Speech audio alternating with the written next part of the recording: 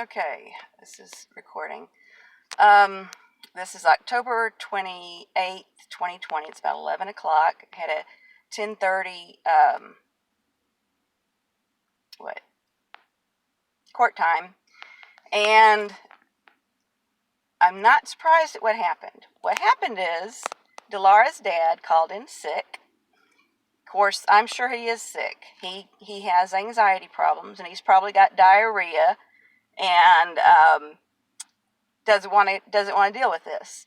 And I think he's stressed out because he knows that Dilara can speak in court, and she can testify against him, and she can testify to her own needs, and so she'll get heard. It's not determined. What should be determining or control, is the law in this case. And I put the law. I did a separate memorandum. I think that's what you're supposed to do, is do a separate memorandum of law and attach to your pleadings, but I have always sprinkled the law that I rely on through my pleadings, and it just gets ignored. And it gets ignored when I make legal arguments in court. So we're going to be in front of Calloway. They called him. They had the wrong number. I wonder if he gave them the wrong number on purpose. So they called it. It got some woman's voicemail, like Joan or something, and I said, that's not his. I wonder if he gave them the wrong number on purpose. But the right number's on the court pleadings. So he called. So I said, that's not his, and he said, well, that's the number they gave me, and then I gave him the right number, and then it worked. And so bad news is, Magistrate Robertson is going to do our trial and stuff. They say they want to have one trial, one judge. We started out with Rosenberg, and Robertson filled in for Rosenberg one day. So I did a rehearing in front of, no, it wasn't. It was my first trial. It was my first trial. Which was kind of just like practice. I just felt like it was just a practice. And then we did the rehearing in front of Calloway, and Robertson was the one we were in front of, and I told him that Dilara's dad had told me. I asked him to have him not make false child abuse allegations, and I said, he told me if I didn't stop spanking her, he was going to call DCS and tell them I was beating her because I'm frustrated at him for winning in court or taking me to court or something. And for a second, I thought Magistrate Robertson was going to do something, because he said, "Is that true?" And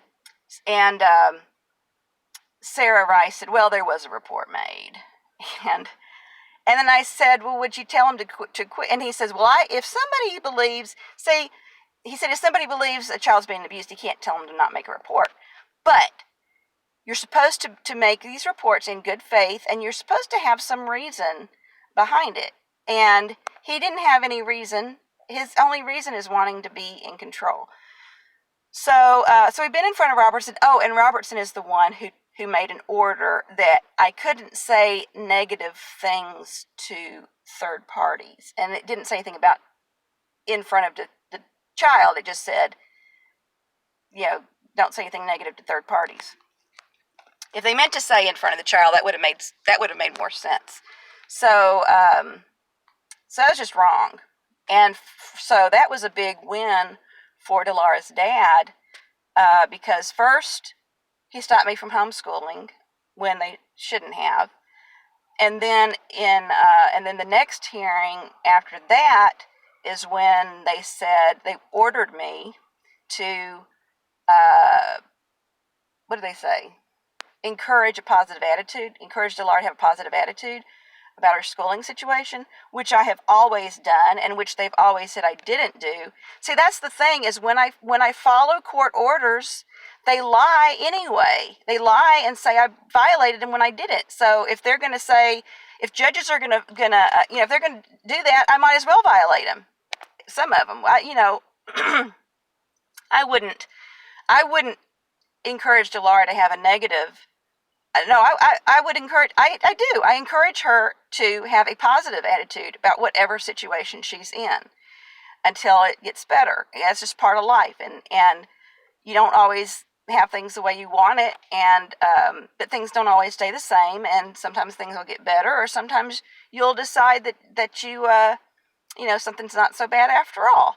So, but definitely, I over and over again, I say, let's look for the good, learn all you can, have as positive an attitude as you can have, especially about things that are not in your control.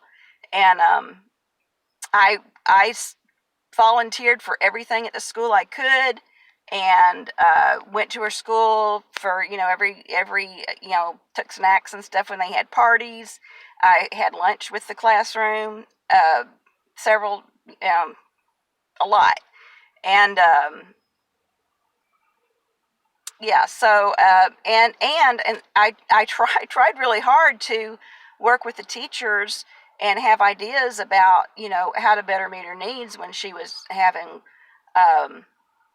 trouble. And finally, the only teacher in from her kindergarten class, when I was still primary parent, the only teacher they had come was the reading teacher, who was the one that had the most trouble with Dilara. And then she had the most trouble with me, because since that was a class she was having the most trouble in, I kept coming up with ideas to make things better for both of them. And they finally, like in the middle, like in January or so, they, when they came back from, the second half of the year, at some point, they put her in a first grade reading class instead of in the reading block, because the teacher was saying she's disruptive, she's goofing off. Instead of using the sight word tiles the right way, she's stacking them up on her partner's head. She learned her sight words when she was 2. She when they tested her, she knew all her sight words. The only ones she got was where and were. When she was reading those, where and were, some WHERE. So that was the only out of all the sight words. So she knew those, and it's kids are bored, especially high energy kids. They're bored. They want something exciting going on, and I knew that was what was going to happen. But what he says is, I'm encouraged. He told the teachers, this is the first time I know of that he was going behind my back and telling people bad things about me that weren't true. As he said that he told the teacher that I encouraged her to misbehave because I thought that if she misbehaved enough, she would get kicked out of school and I'd get to homeschool her. That is a lie. Well, he might believe it. If he believes it, it's not a lie. But a belief. Oh, let me get that. That was a belief, no matter how sincere, is not equivalent to knowledge.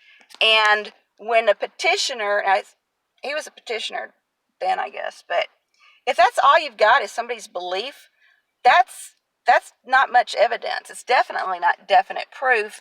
And he's always acted in bad faith.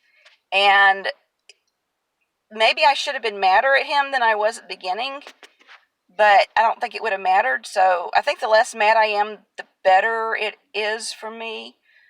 I try to be patient, long suffering. And I feel like, okay, this is a exercise for me to practice being long suffering. So, okay, so March we're going to be in front of Robertson. I think he's fair. I think he might have been a preacher at some point. He's a black man, older than, not old. I don't know. I would think he's 60s maybe, 50s, 60s is what I would guess. And he's pretty chill and listens. I think he listens, but I just don't have a lot of experience with him. But my impression is I think he's I think he'll try to do the right thing. And that's a long time. And I asked Magistrate Rosenberg, and I ordered a copy of the hearing. I'll share that when I get the recording.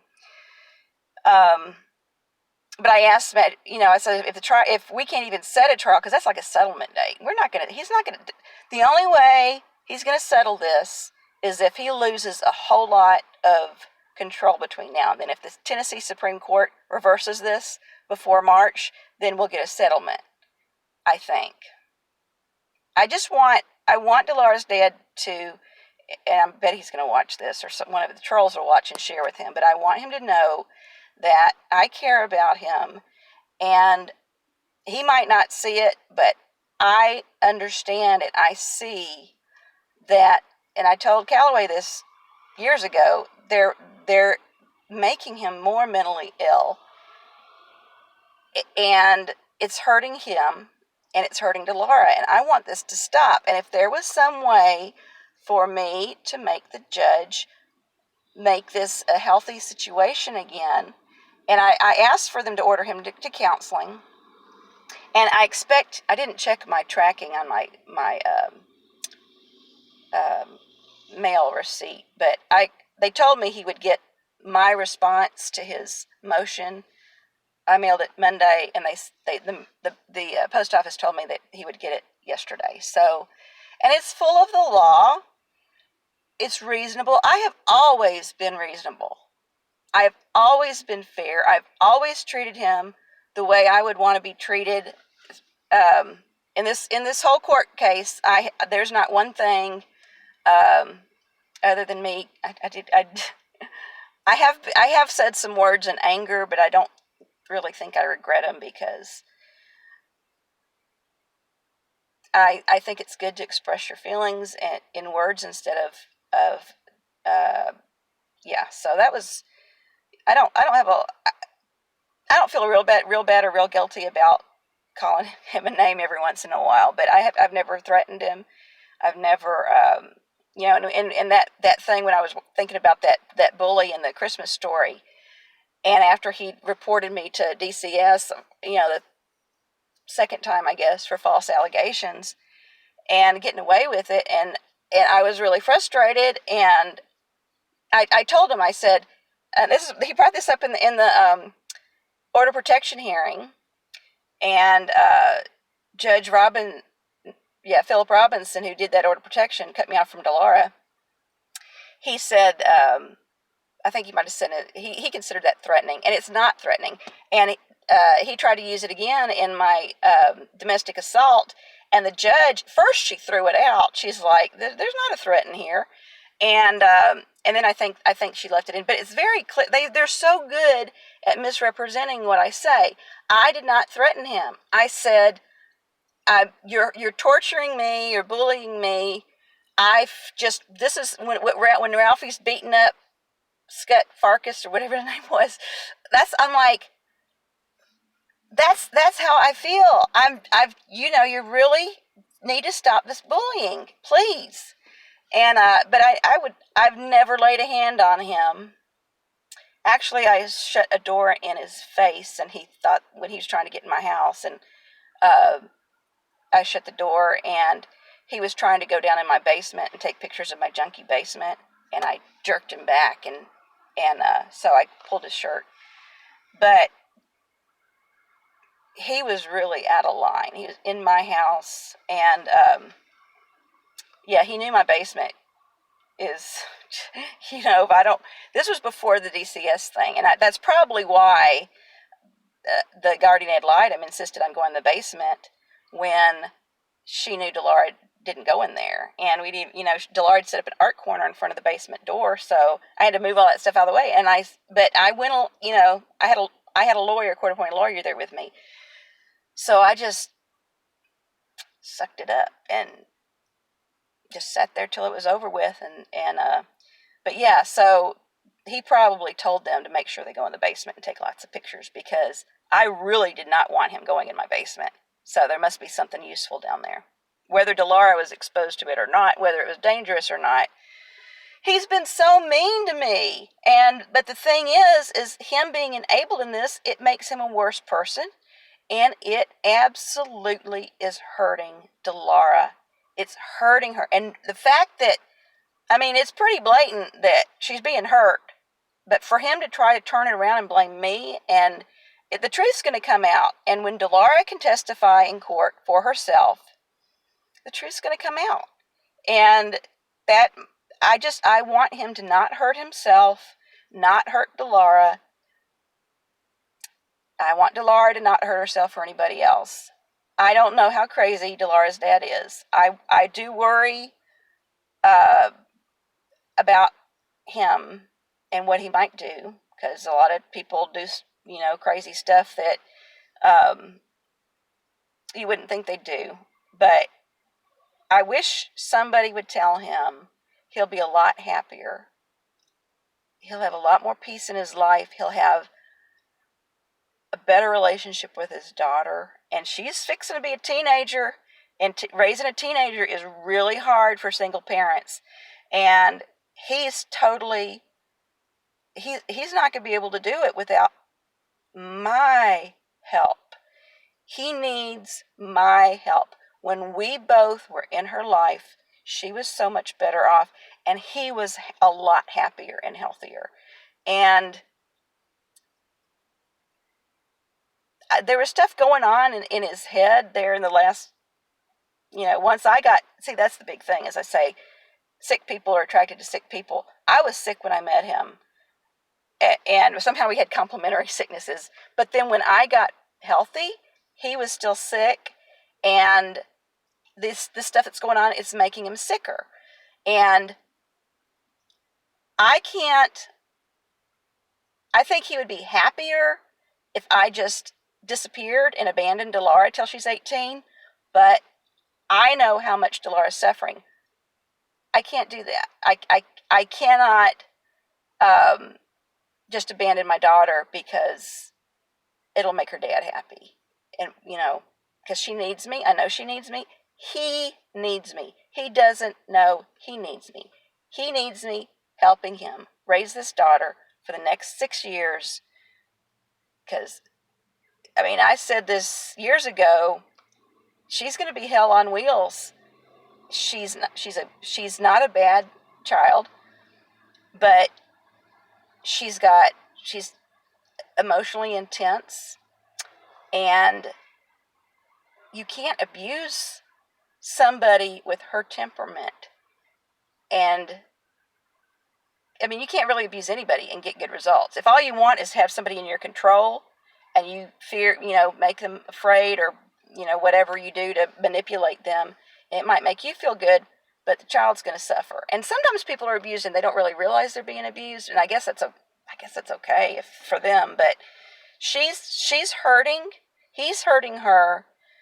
I've talked to so many people who have cut, the kids grow up after being alienated or mistreated by the parents. They cut the parents out of their lives, and that's really sad. And I know somebody who cut her mother out because she thought her mother was being mean to her dad, and cut her off, just totally cut her off. And I never thought that would happen because they were really close at one time. So, and maybe Dilara's dad doesn't care what happens after Dilara turns 18, but he should. And these judges, see, the law, my therapist said, well, the law really doesn't care about people. It's just like, it's not alive, or it doesn't have feelings. But I said, the law is for our good. And the judges, whether they're, they could be total narcissists, they're bound to follow the law. That's their job. And if they don't do it, they need to get kicked off the bench. So, doesn't matter how you feel about the law is there for our good, and to keep, preserve people's rights so they can be happy and healthy and productive. And that's what the law's for. And he's totally, this is bad. Okay, so I'm going to turn this off and go home. But I do want him to know I bet he's going to be sick on Thursday. Either he's going to be sick or Dilara's going to be sick. He's going to do anything he can to not. I might end up having to do a deposition of Dilara. Yeah, it's really bad. So we'll see what happens with Calloway next week. I am prepared to do an interlocutory order. So right now we've got the Supreme Court. Should be able to get my application turned in soon. Next week so Tennessee Supreme Court, if they accept my application, and I don't expect them to, but if they did, everybody's going to sit and pay attention. If they don't, then they're going to say, well, even though almost everybody's applications get denied, they're going to say, well, they're going to say it's because I didn't have a good case and I was wrong. That's what they're going to say, even if it's not true, because lots of people have good cases. They just the Tennessee Supreme Court is not primarily a error correcting court, but the Court of Appeals is supposed to be. But when they're not an error correcting court, what do? You know, they didn't correct any errors. They didn't even acknowledge anything in my case. So next week we'll see what happens with Calloway. And I asked Magistrate O'Neill. I said, "Can I start discovery?" And he says, "Well, I'm not going to give you legal advice. You need to talk to a lawyer about that." I think I can. I think once you file your petition, I'm going to go look up the rules and start doing discovery. And like I said, I might have to do a deposition. Depositions are expensive. We'll see what happens next week. Because if Calloway starts giving me some parenting time back, then and she's got authority to now, because I got a new case going. If she was concerned about my mental health, she's got that psych eval. I could get a note from my doctor. She could probably call my doctor. Yeah, but I'm going to be preparing everything for an interlocutory appeal if Calloway does not at the very least, give me 3 hours a week, unsupervised visitation that is not in my house. We got lots of places to go, and so it's Sunday. So if she doesn't at least give me that, I'll have to file an appeal. And I'm asking for a graduated schedule. In my response to his motion to dismiss, I'm asking for because he needs to go slow with this. This is the only thing that's going to help him is having to give up some of this control. And I think you got to do it in little bite-sized pieces. And I did ask that he take this parenting class online, because I've already taken more parenting classes than he has. And if she says he doesn't have to take one, well, like I said, I don't think he's going to show up next week. That's my expectation. So if he doesn't show up because he's sick and we can't do a phone call, or we need to do a video, because if Dilara is on a phone call, he can be manipulating her in the background. And but if they're both on a video call, so then we would catch that. And plus, I know how to ask her questions to get, I think she'll tell me what's going on. That's why he doesn't want unsupervised time. And that's why he tells everybody that, he's afraid I'll get her to lie about something. Yeah, I'm not going to get her. I want her to tell the truth. And she knows I want to. That's one of the biggest lies he's ever told, is saying that I can get her to lie. I mean, she knows that's ridiculous. She knows. Dr. Berryman said that Dilara said, my dad lies, but my mother never lies. That's what Dr. Berryman told me that Dilara said about me. So, and Dilara, and I think they hold it against me that I told Dilara that he was lying in court, and that's one reason that stuff's, they're lying. He and his lawyer are lying in court, and the judges aren't following the law. So that's talking about the court case.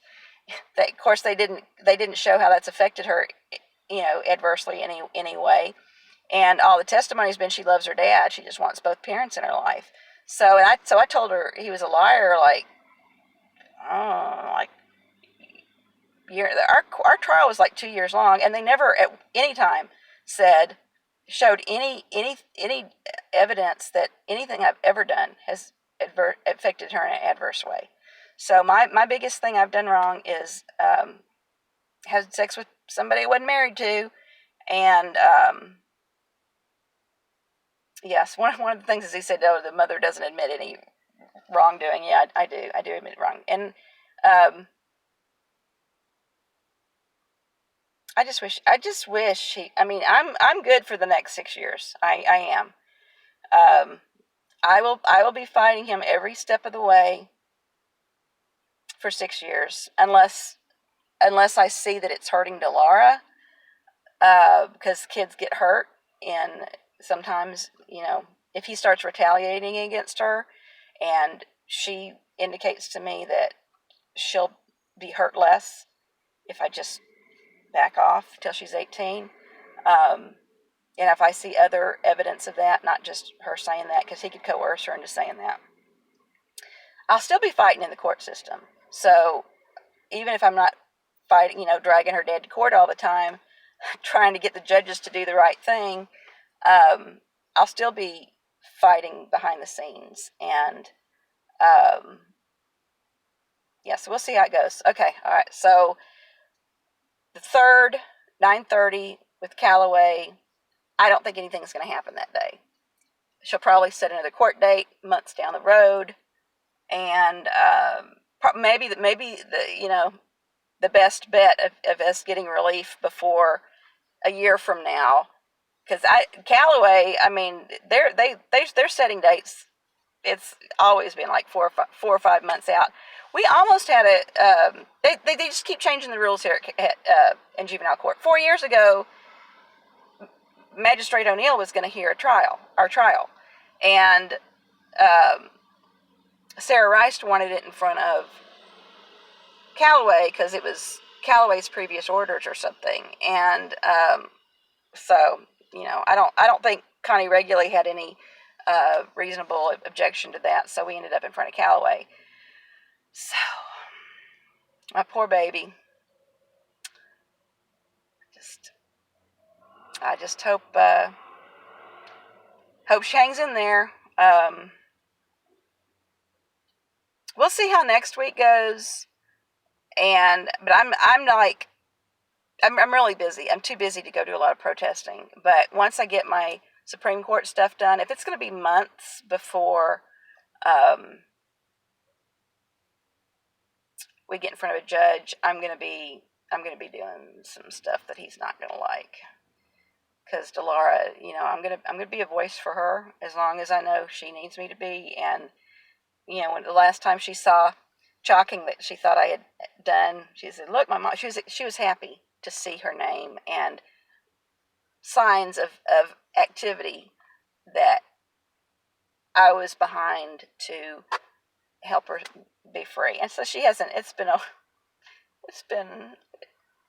tomorrow, let's see what day. They said it was the 29th they saw it. So it's been almost a year since. I know from his previous testimony, I don't think he would have said that if it wasn't true, but she said, "Look, my mom wrote this."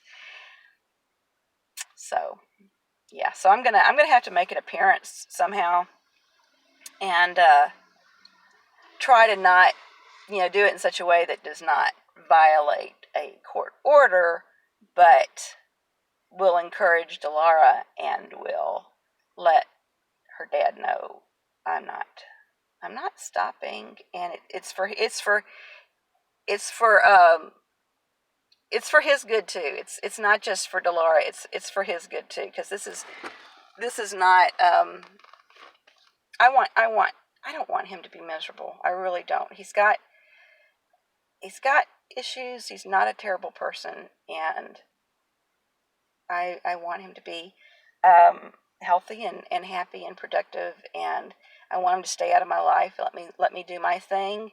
Let me do what I'm good at, and I want to let him do what he's good at. And I want my daughter to be well off again like she was. I want her to be flourishing like she was before all this court interference.